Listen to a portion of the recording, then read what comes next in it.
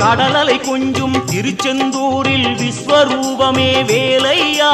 பழமுதி சோலை அறுபடை வீடும் புண்ணிய தரிசனம் முருகையா திருநீர் அணிந்து வரும் போது நெஞ்சில் நிம்மதி பிறக்குது கந்தையா சுகனே சிவனார் மகனே உன்னை பாட பாட சுகமாகுதையா வேல் முருகா அரோகரா அரோகரா வேல் முருகா